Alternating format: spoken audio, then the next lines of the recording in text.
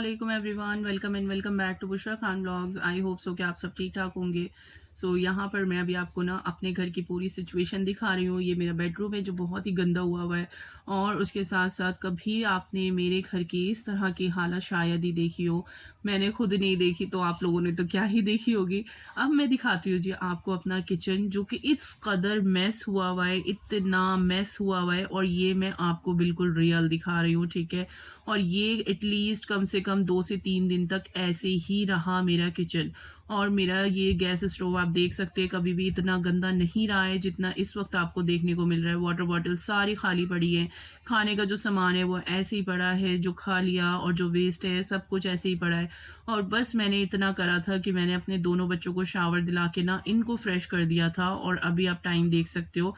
यहाँ पर दोनों बच्चे माशाल्लाह फ्रेश हो गए थे ना, तो ये तो अपने खेल कूद में लग गए थे। बाकी यहाँ पर मेन काम था मेरा। अच्छा, पहले मैं आपको बता दूं कि मेरे ये घर की कंडीशन ऐसी क्यों हुई हुई है, वजह क्या है। तो उसके पीछे की वजह है जी मेरा बीमार पड़ जाना, क्योंकि मैं वेंसडे से मेरी तबीयत ख़राब थी ईद के बाद से।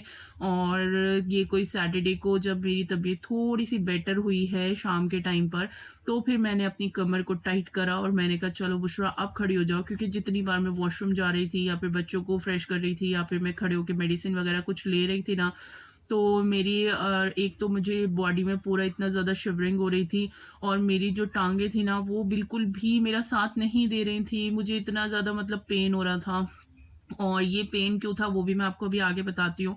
तो फिलहाल यहाँ पर ना मैंने सबसे पहले क्या करा, अपने किचन को संभाला, क्योंकि मुझे बड़ी इरिटेशन होती है अगर मेरा किचन ज़रा भी गंदा होता है।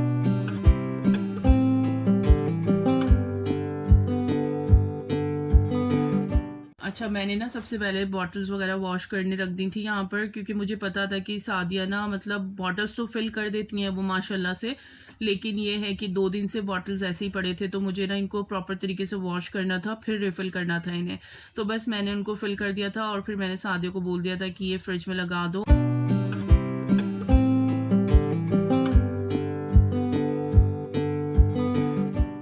और फिर उसके बाद मैंने सबसे पहले ना अपना गैस स्टोव पे सारा जगह ना ये कॉलिन स्प्रे कर दिया था अच्छी तरह से, क्योंकि इतना गंदा मेरा चूल्हा हुआ हुआ था। ऑल्दो कुकिंग तो इस पे कुछ भी नहीं हुई थी, लेकिन वो डस्ट बैठते बैठते बैठते बैठते इतनी ज़्यादा बैठ गई थी कि वो बिल्कुल चिपचिपा सा ग्रीसी ग्रीसी सा हो गया था।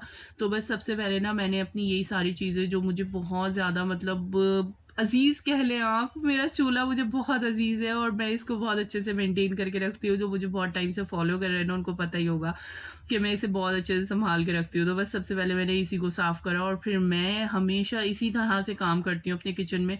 स्लैब साफ़ करना, चूल्हा साफ़ करना, माइक्रोवेव ओवन साफ़ करना, फिर उसके बाद मैं जाती हूँ जी अपने बर्तन वगैरह वॉश करने की तरफ।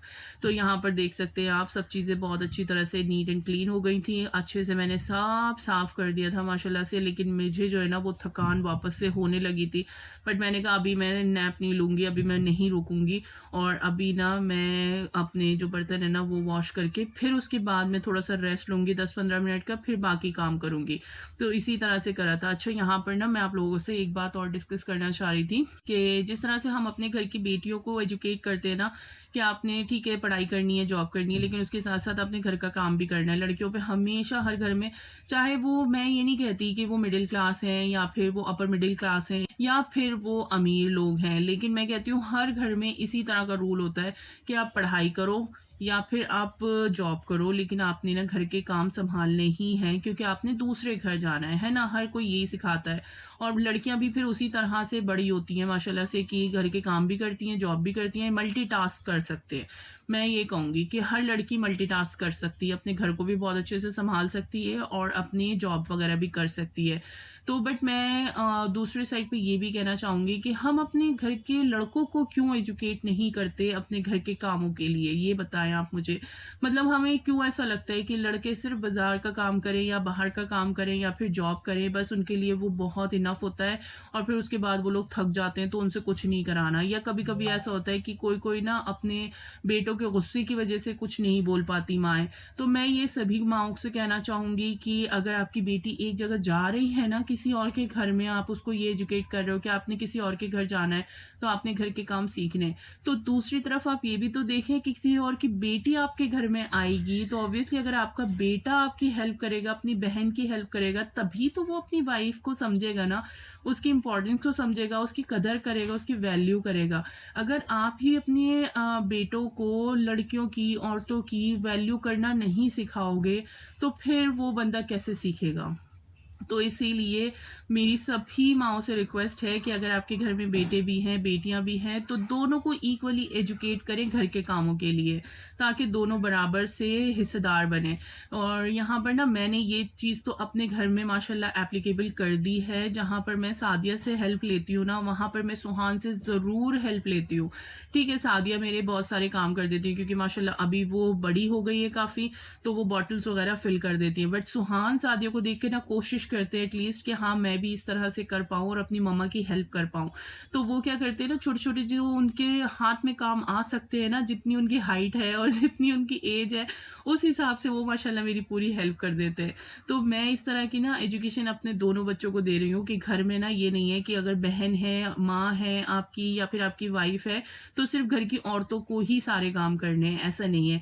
आपने भी काम करना है, आपने भी हेल्प करनी है। अगर जहाँ पर आपकी बहन दस्तरखान लगा रही है, वहाँ पर खाना सर्व कर रही है, खाना लगा रही है, तो आप बराबर से हेल्प करो। और इसी तरह से अगर हम अपने छोटे से बच्चों को ये सिखाना शुरू करेंगे ना, तो आप यकीन करें ये बड़े होकर हीरा ही बनेंगे। और जब इनकी लाइफ पार्टनर इनकी लाइफ में आएगी ना, तो यकीन करें वो आपको तो दुआ देगी देगी, उसके साथ साथ आपके बेटे की जो वैल्यू होगी ना, वो डबल तिबल हो जाएगी उसकी नज़र में।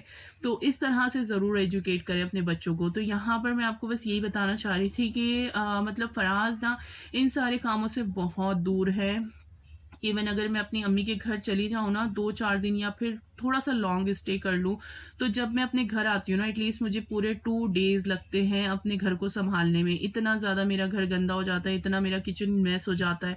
वो किसी चीज़ को नहीं हिलाते, वो क्या करते हैं जैसे अगर उन्होंने कुछ खाया-पिया या फिर कुछ बनाया या फिर कुछ भी करा, तो वो सारी चीज़ें मुझे स्लैब पर ही मिलेंगी और वो आकर मैंने ही क्लीन करनी होती हैं। तो ये चीज़ जो है ना, बस ये मुझे कभी-कभी बहुत ज़्यादा हर्ट करती है कि काश आपकी लाइफ में भी ऐसे इंसान हों जो कि आपको समझें, आपकी कदर करें, आपकी वैल्यू करें। तो अल्हम्दुलिल्लाह मेरे पास तो मेरे 2 बच्चे हैं माशाल्लाह से जो मेरी वैल्यू करते हैं, मेरी कदर करते हैं और मेरा पूरा-पूरा साथ देते हैं। तो यहाँ पर अभी मैं कपड़े वगैरह भी समेट रही थी। अच्छा, ये मशीन मैंने लगा ली थी तबीयत ख़राब होने से पहले। जिस दिन मेरी तबीयत ख़राब हुई है ना, उस दिन मैंने दोपहर में ये सारे कपड़े वॉश कर लिए थे और ये ड्राई हो गए थे और ये भी 2-3 दिन तक ऐसे ही बेड पे पड़े थे। आप यकीन करें, आप समझ जाएँ बस मेरी कितनी तबीयत ख़राब थी कि मेरे से ये बिल्कुल भी नहीं हो पा रहा था। इवन बैठकर भी मैं कुछ काम नहीं कर पा रही थी। अच्छा, ये सब चीज़ें क्यों हुई, मेरी क्या तबीयत ख़राब हुई थी, तो बेसिकली जो मेरी नाफ़ एंड कौड़ी थी ना, वो चली गई थी और मेरे स्टमक में इतना पेन था कि मैं सीधी भी नहीं खड़ी हो पा रही थी, जिसकी वज़ह से ये सारा मेस मेरे घर में फैला था।